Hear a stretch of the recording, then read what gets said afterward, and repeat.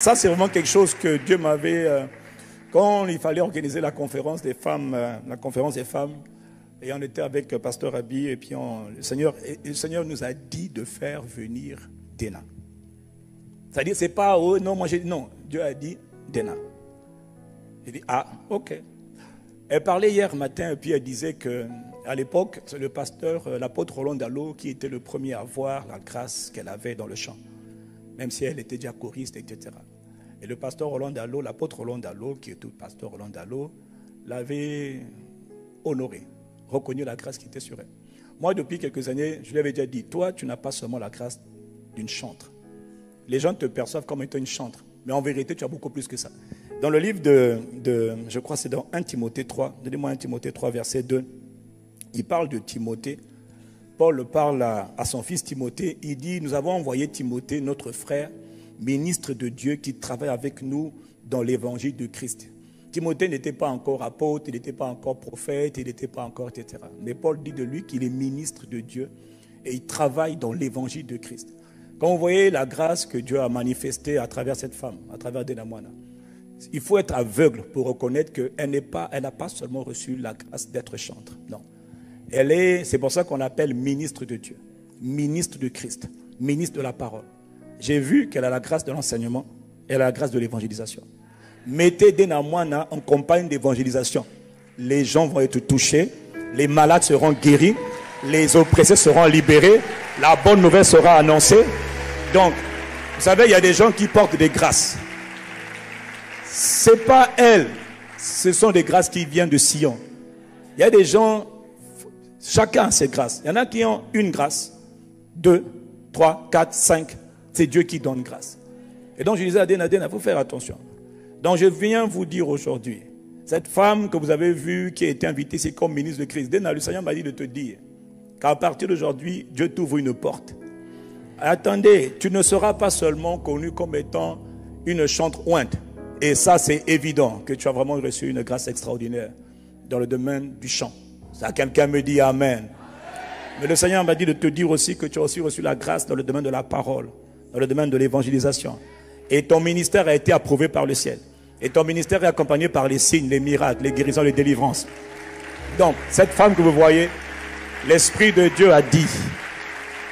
Et aujourd'hui, je préfère être sincère devant Dieu, devant vous tous, pour dire que ne soyez pas surpris. Parce que Dieu te met dans un nouveau couloir. Et à partir d'aujourd'hui, Dieu t'ouvre cette voie. Non seulement pour aller annoncer Christ, aller transporter la présence de Christ par le chant, la louange, l'adoration, mais tu transporteras aussi la présence de Christ dans les conférences comme cette conférence-là, où tu auras à intervenir comme oratrice. Et ne sois pas choqué de ce que Dieu t'ouvre cette porte. Parce que Dieu a vu ton cœur. Et en parenthèse, pour manifester ce genre de grâce, c'est une grande consécration. Ce n'est pas juste être appelé, non. Être appelé, transformé, mandaté, mais le mandatement là, ça fermit beaucoup dans la consécration. Cette femme est une femme consacrée. Les gens qui ne te comprennent pas sont nombreux, mais ce n'est pas grave. Dieu les confondra de toute manière.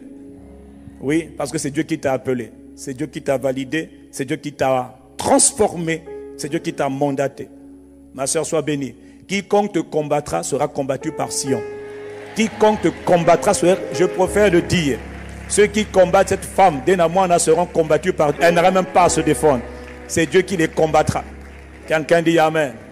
Quelqu'un dit Amen. Ma sister, lève-toi. Viens.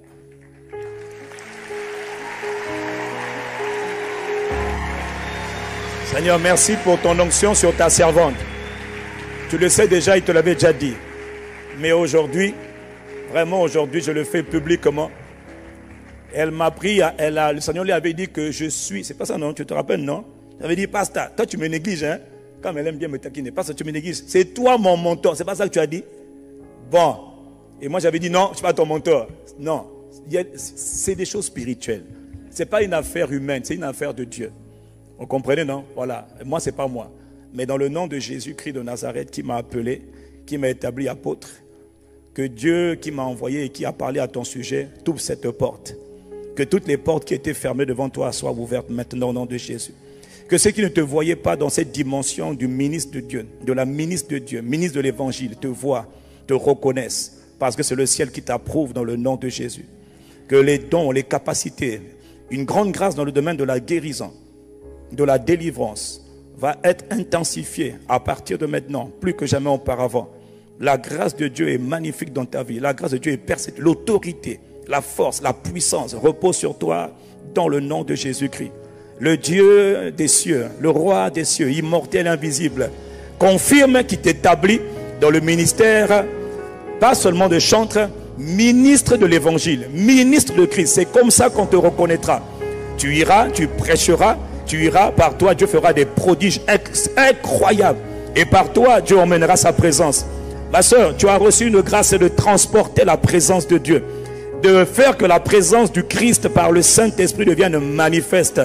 Il t'établit dans la sanctification, il t'établit dans une extrême bénédiction. Je répète, toutes les portes qui étaient fermées devant toi soient ouvertes. Tout ce qui s'oppose à toi soit balayé dans le nom de Jésus.